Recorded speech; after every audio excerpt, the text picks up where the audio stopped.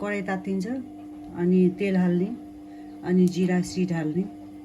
हेर तात्तेछ मजाले हैन अनि यसलाई स्प्रेड गर्ने मजाले मेरो टाँसिन्छ कि फेरि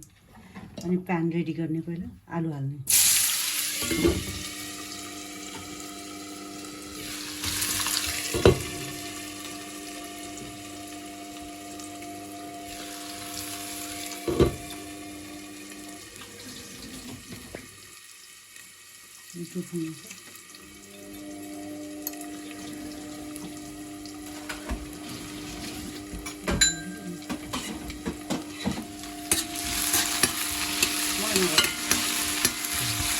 अनि यसो लाउने है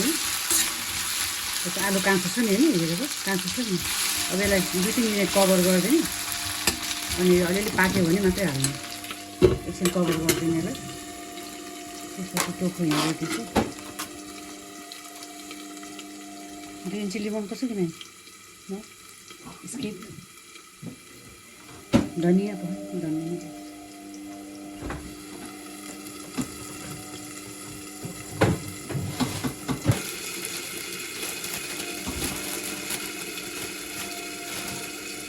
धनिया है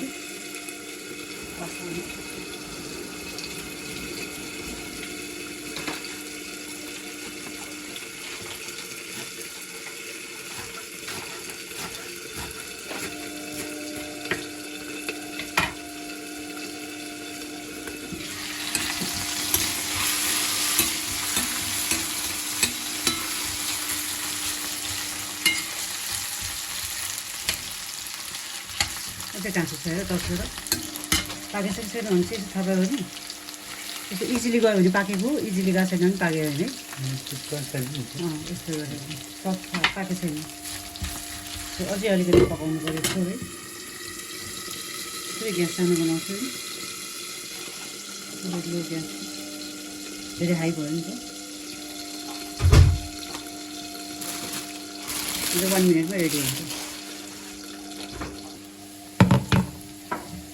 टोक्रो हाल्ने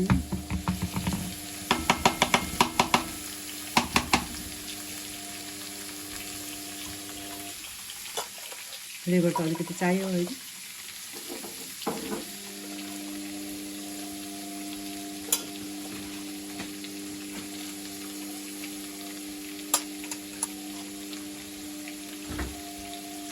जिरा धनिया पाउडर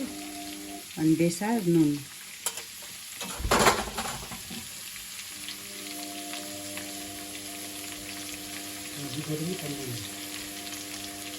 पानी दिनु छ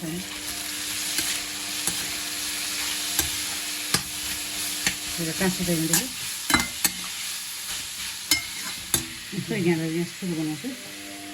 अलिकति अन्त पानी छोड्छ क्या फेरि अनि यसलाई मजाले चलाइराख्नु अलमोस्ट गर्नुपर्छ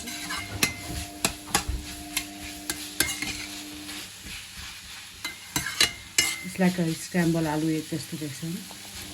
एकैछिन कभर गरिदिने लाइक 1 मिनट कभर गर्ने 1 मिनट